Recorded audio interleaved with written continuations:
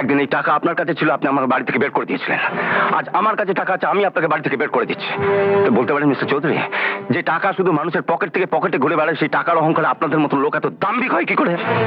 এই সেই বাড়ি, এই সেই বাড়ি যার চাকচিক্য আর জৌলুস তোমার ছেলে চোখ ধাঁধিয়ে দিয়েছিল। এর পোড়াইটের দেয়াল ভেদ করে তার দৃষ্টি যেতে পারেনি সেই বস্তিতে, যেখানে অহরাত্র তার মা কেঁদেছে।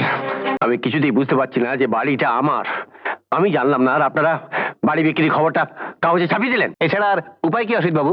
তাছাড়া শেয়ার মার্কেটের ব্যবসা তো সব শেষ হয়ে গেছে, গাড়ির কোম্পানি সব বন্ধ হয়ে গেছে, ডিস্ট্রিবিউশন এজেন্সি অন্যের হাতে চলে গেছে, এমনকি বাড়িটা বন্ধ রেখে পর্যন্ত টাকা নিয়েছেন। আমরা তো আমাদের টাকা পাওয়ার কোনো সম্ভাবনাই দেখছি না। তাই বলে বাড়ি বিক্রি করে দেবো? বাড়ি বিক্রি করে আমাদের ঋণ শোধ করে দিন, ঝামেলা মিটে যাবে। আপনি কত টাকা পাবেন? 3 লাখ টাকা। আপনি 2,40,000 টাকা। আপনি 4.5 লাখ টাকা।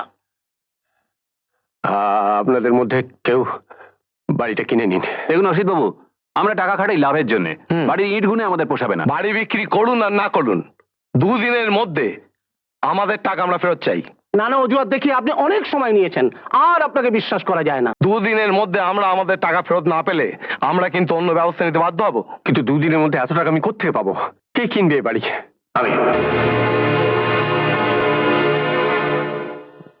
আমি কিনবো মিস্টার চৌধুরী। তোমার কাছে আমি বাড়ি বিক্রি করব না। তুমি নয়, আপনি। আমি একজন দামি ক্রেতা। ক্রেতা এবং বিক্রেতার মধ্যে যে সম্মানজনক আচরণ হয়, আপনার বোধহয় তাই করা উচিত মিস্টার চৌধুরী। বলেছি তো, আমি আপনার কাছে বাড়ি বিক্রি করব না। কেন করবেন না? ন্যায্য টাকা পেলে অবশ্যই বাড়ি বিক্রি করবেন, ক্রেতা যেই হোক না কেন।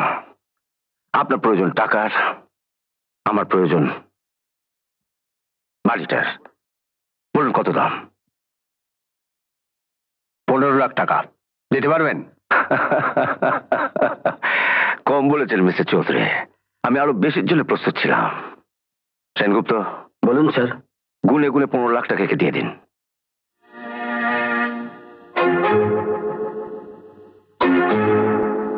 এই নিন। না না না, টাকাটা নেবার আগে দলিলে টাকার অঙ্কটা বসিয়ে নিন, আর একটা দস্তখত করে দেন।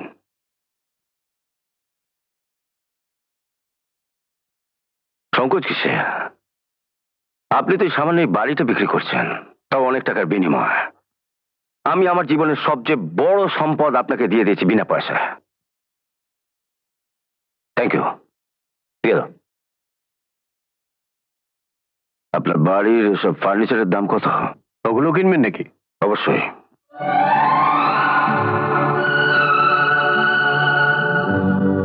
এই সোফায় বসে বসে আমি শিখতে চাই কত সহজে অন্যের সম্পত্তি নিজের করা যায়, এমনকি পরের সন্তানকে নিজের সন্তান বানানো যায়।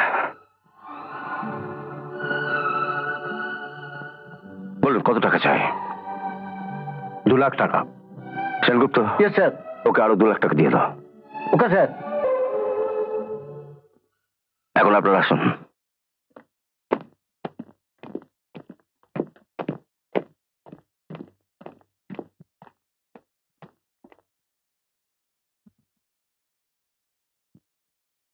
বেচা কেনার পালা শেষ।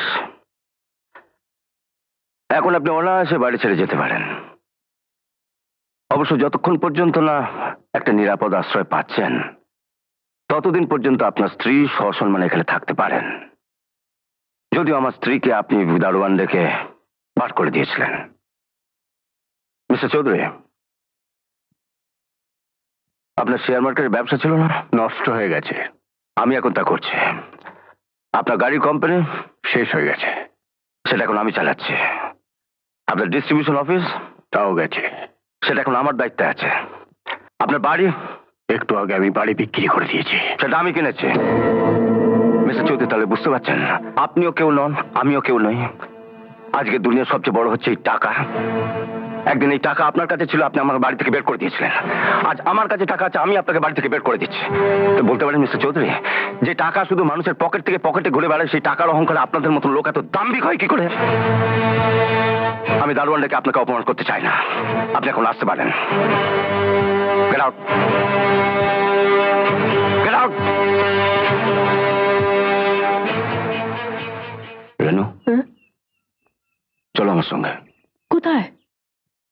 তোমার সন্তানের বন্দিশালায়। তুমি সত্যি যাবে? যাবো। আমি জানি বাবা হয়ে তুমি এত কঠোর হতে পারবে না, ছেলেকে তুমি মুক্ত করে আনবেই। চলো।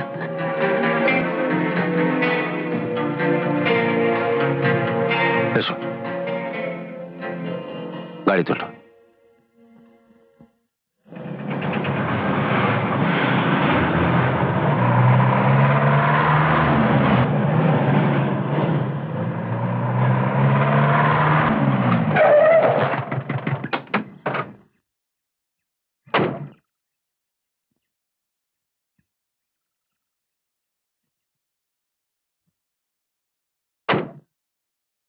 দেখো তুই বাড়িটা চিনতে পারো কিনা।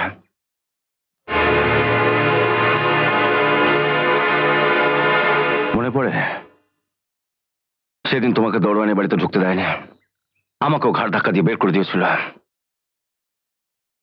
সেদিন এবারে প্রত্যেকটা দরজা জানলা তোমার কাছে বন্ধ ছিল। আজ তোমার কথা প্রত্যেকটা দরজা জানলা খোলা হবে। এবারে তোমার অপমানের জ্বালা ভুলতে আমি এ বাড়িটা কিনেছি। রেনু, স্বামী হিসেবে তোমার কাছে আমার একটাই দাবি, আমার অহংকারটাকে ভেঙে দিও না। একবার নিজের চোখে দেখবে এসো এই বাড়ির ভেতরে কত সুখ আছে। এসো এসো, এই এই এই সেই বাড়ি, এই সেই বাড়ি যার চাকচিক্য আর জৌলুস তোমার ছেলে চোখ ধাঁধিয়ে দিয়েছিল। এর পোড়াইটের দেয়াল ভেদ করে তার দৃষ্টি যেতে পারেনি সেই বস্তিতে যেখানে অহরাত্র তার মা কেঁদেছে। তার দৃষ্টি যেতে পারেনি জেলখানার সেই অন্ধকার ঘরে যেখানে তার নিঃসঙ্গ বাবা কেঁদেছে আর ভেবেছে তার সুমন তাকে এসে ছাড়িয়ে নিয়ে যাবে। ঠিকই, তুমি কাঁদছো কেন?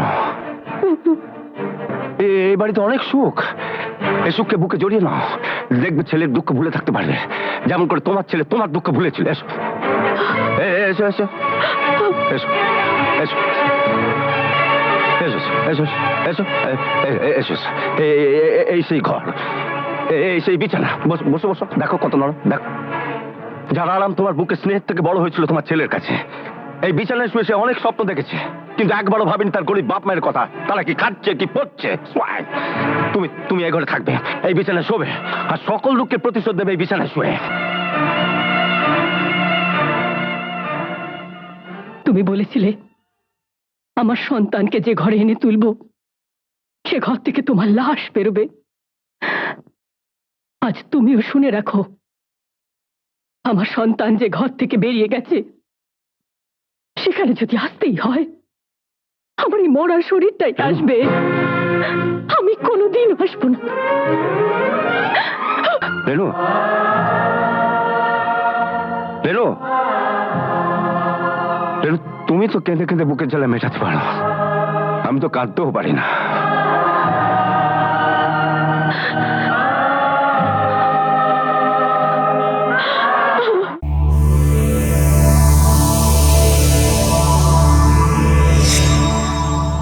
এমন আরো অনেক ভিডিও দেখতে এই চ্যানেলটি সাবস্ক্রাইব করে নিন এবং পাশের বেল আইকনটি প্রেস করে দিন।